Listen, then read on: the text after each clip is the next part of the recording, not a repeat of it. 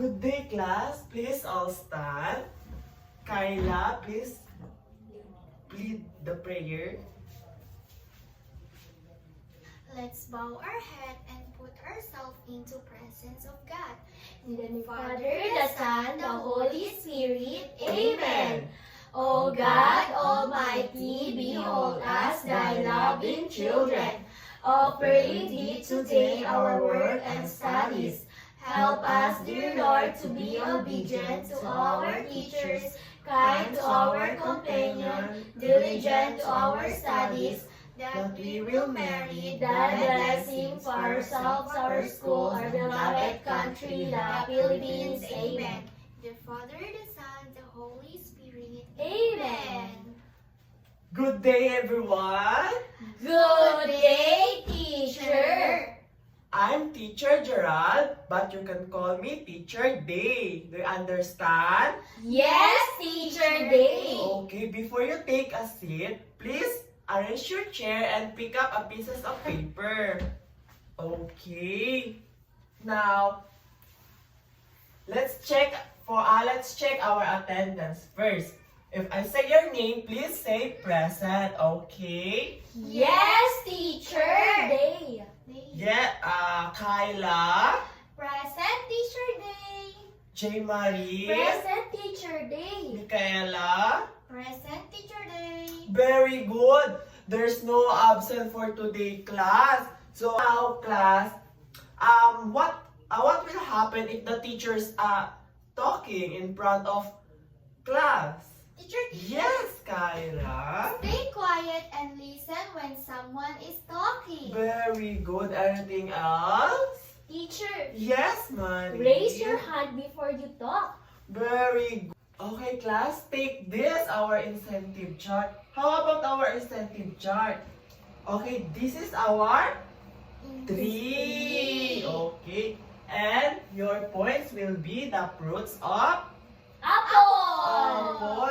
Okay, you need to earn by... Points. By answering, teacher. Yes, very good. And collaboration, Teacher. Yes, very good. Now, teacher will show you a picture. Okay. What is this, class? Teacher, Yes, Marie. it's a lily. Lily. Flower. Flower, yes, very good. How Lily adapt? Or where Lily live? In the water, teacher. Okay, water, very good. And the next. What is this? Cactus. Is that cactus? Cactus. Yes, cactus. It's cactus, Teacher. Yes, where the cactus live? In a desert. Yes, very good, in the desert. And the last will be this. Oh, It's well, a flower. Flower. Flower, Teacher. Yes, it is. It's a flower. This name is Rafflesia. It live in the forest. Okay, it's the biggest flower in earth. Oh. Yes. Oh. Now, can anyone what our topic will be today? Teacher. Yes, Kyla. I think, Teacher, it's a different kind of plant. Yes, very good. Yes, Marie. I think, teacher, it is a kind of different flowers and their environment. Very good. Your answer are correct and connected for our topic. Nako. Ano lagi? Okay. For our topic is how plants adapt on their environment. Okay, let's see.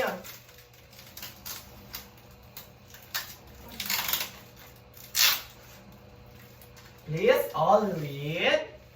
Plants adapt to their environment through structural and behavioral traits such as physical changes, their roots, stem, and leaves, or by changing their growth patterns. Okay, adaptation are exclusive features that allow plant or animals adapt in particular habitat. Okay, let's take this example, no? Okay. Our example will be the cactus and aloe vera. Did you know, class, the cactus can store water in their roots to survive in the desert? No. No, teacher. Yes, because that's the how to adapt in their environment. Environment. Also, it can be the Aloe vera. Yes, Do you see the aloe vera? Yes, We teacher. have aloe vera in our home. Yes, very good. That's a good news. If you don't put water aloe vera, it can survive by storing water in their stem to survive them. Okay, that's the example for our desert. And our aquatic plant will be here. This class is a two different flowers. This is the lotus, and this is the water lily. Okay, both are the same features. They have a thick leaves on the top to survive and float the water, and to have a strong sunlight, to have a photosynthesis. Okay, class? Yes, teacher. Very good, you understand. And now, the forest. Do you know what is this? Banana, teacher. Banana tree. Banana tree, yes, very good. And this the tree. The tree has the thick trunk here, Yes. the color brown. It has thick trunk to survive by the insects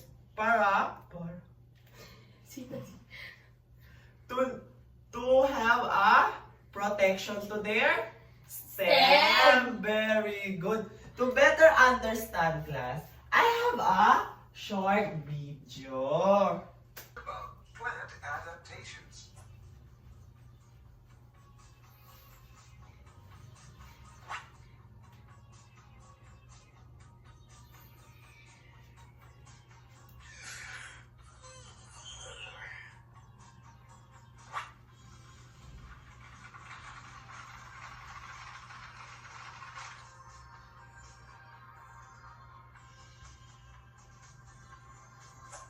Let's start learning about adaptations in plants. See this tomato plant? Ah, an insect is here.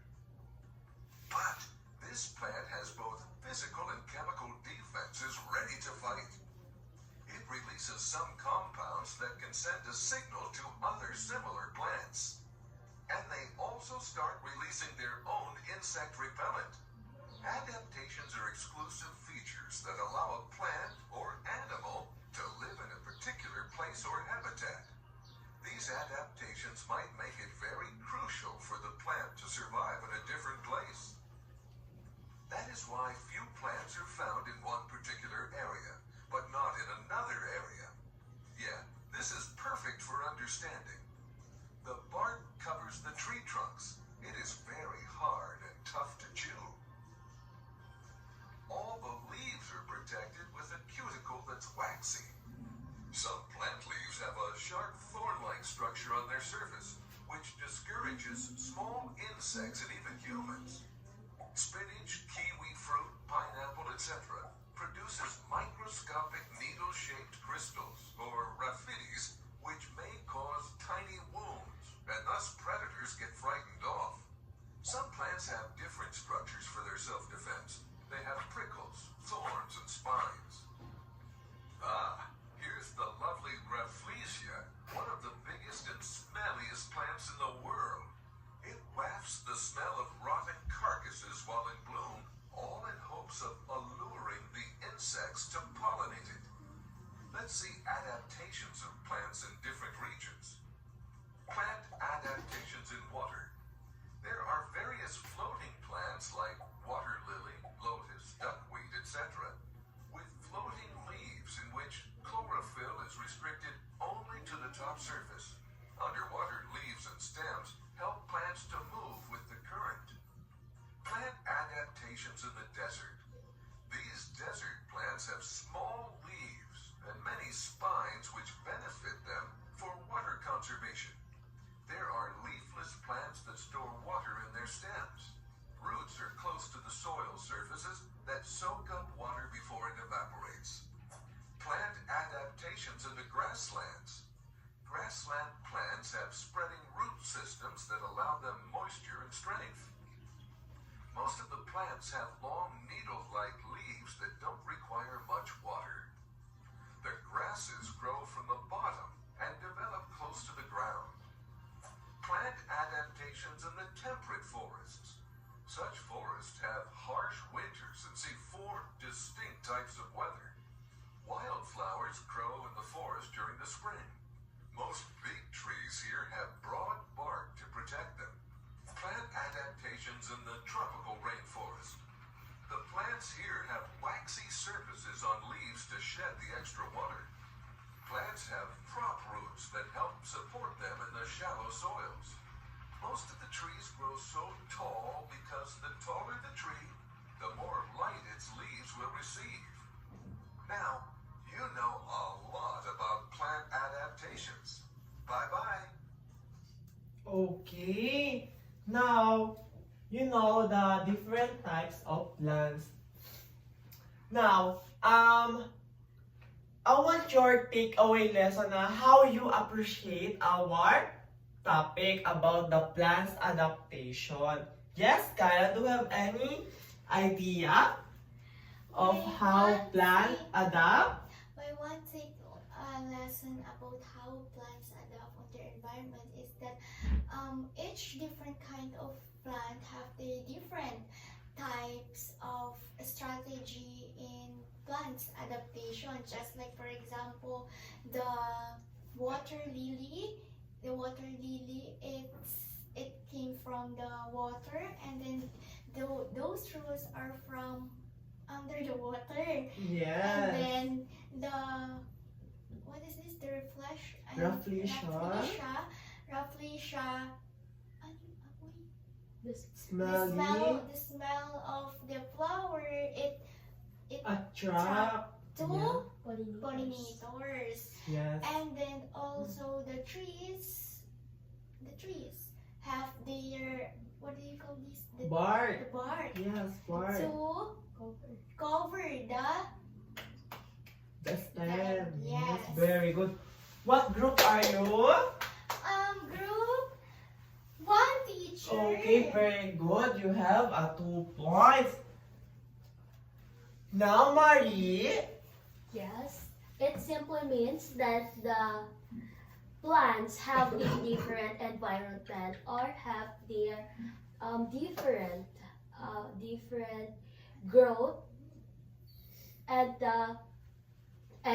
every plants or every flowers that their growth is in the different Environment. Okay, Yes. very good. No. What are you group? Group 3, teacher. Very good, group 3. You have 2 points. Now, it's clear that you have understand our topic. Now, we have a short activity. Okay. Teacher. Okay, I want teacher will give you a bond paper and you will do a drawing the appreciation of plants adaptation on their environment. Group 1 and group 2. Pag-drawing lang kayo. Sabihin mo ulit. I will give you 5 minutes to draw. that, one representative of each group will have to show their amazing draw in the class and explain it why they draw it.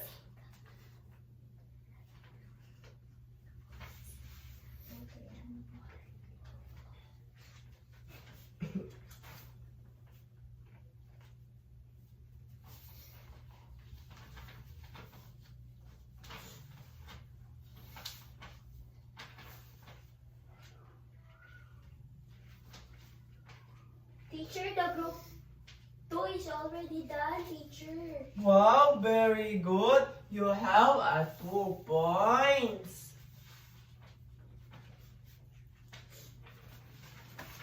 Great, teacher. Group 3, teacher, done. Okay, very good. Group 3, you have 2 points.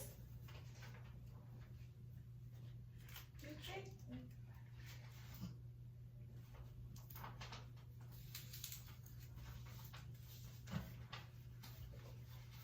Teacher, the group 1 already done. Okay, very good. Group 1 done already. You have 2 points.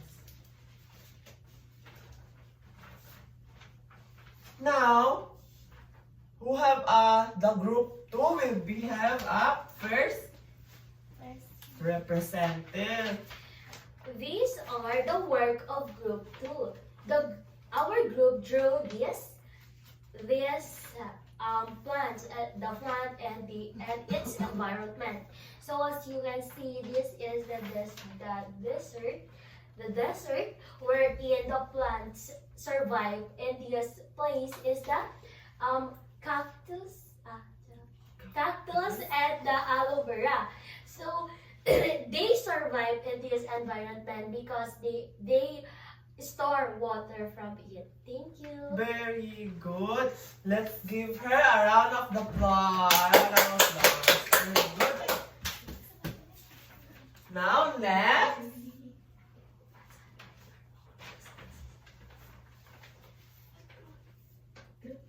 Group 1. So this is the word of the group 1. So the environment that we choose is the water, and the plant is the lotus and the water lily. As you can see, these different kind of plants are adapt with their environment is that through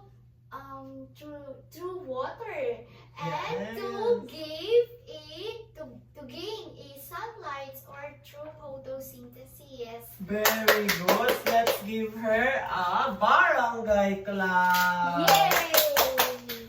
Now class, please get your notebook and answer this quiz.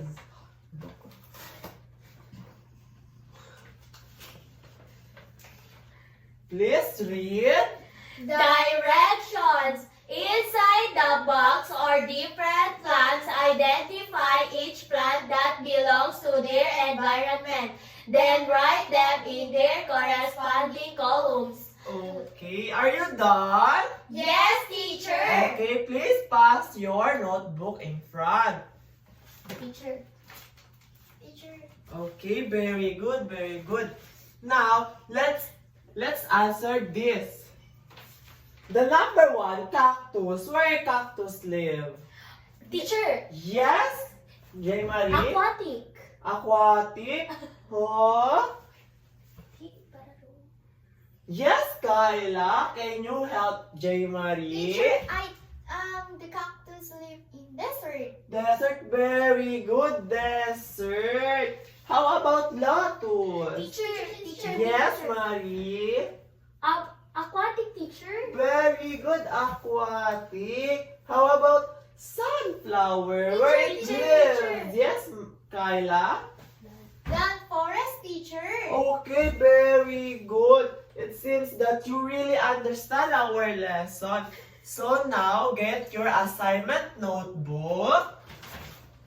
Write your name, date of today, and section. Hala ka.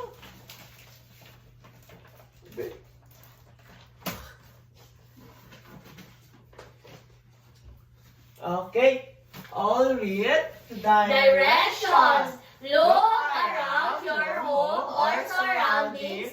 Find one plant and answer the following question. What plant is it? Where does it live? Dry, Dry place, wet or not? What helps it survive there? Okay, Teacher, when did we pass the assignment? next meeting class. Thank you, teacher. Now, let's count our score, our group score. Let's take a look. The group 1, we have... 1, 2, 3, 4. Okay, give up 4 claps. 1, 2, 3, 4. Very good. The group 2, 1, 2. give up 2 claps. 1, 2. The group 3, 1, 2, 3, 4. okay, give up 4 claps. 1, 2, 3, 4. Okay, class, please all stand. Goodbye, class. Goodbye, Teacher Day. Okay, goodbye. Thank